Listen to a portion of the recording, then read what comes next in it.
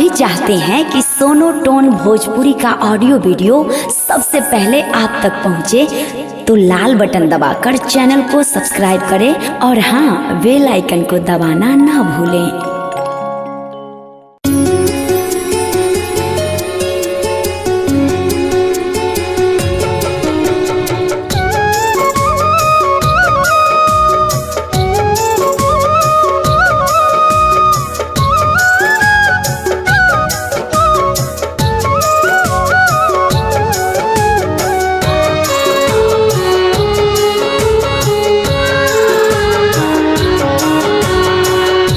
दूसरा के दियावा काहे जालू बुता के, दूसरा के दियावा काहे जालू बुता के, काहे रोवलू बोला हमके हंसा के, काहे रोवलू बोला हमके हंसा के।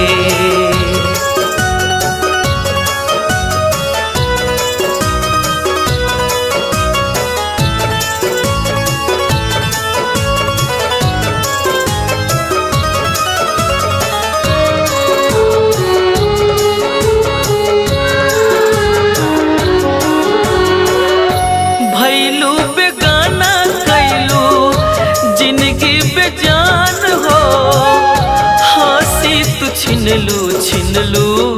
मिठ मुस्कान हो,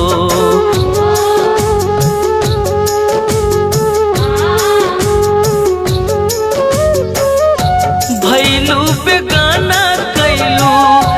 जिंदगी बेजान हो,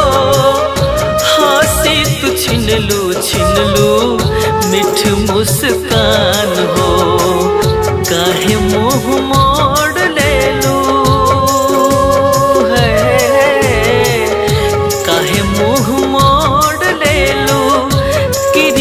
खिया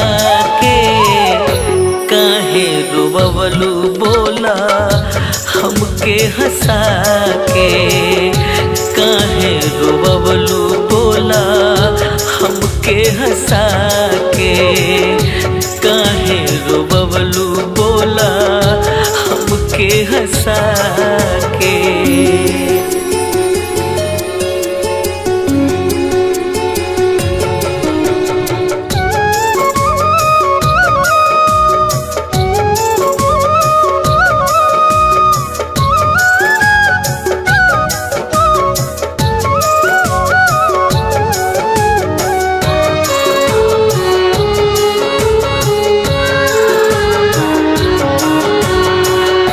सगरो अन्हार लागे कहीं ना जोर बा, सोची सोची बात छलकत नैना से लोर बा,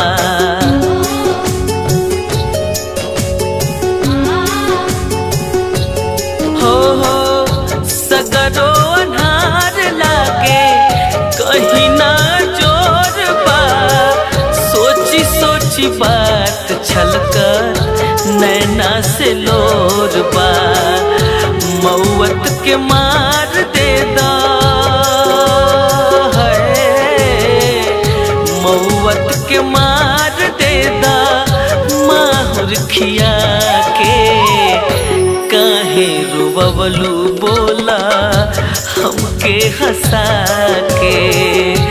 काहे रोवलू बोला हमके हंसा के, काहे रोवलू बोला हमके हंसा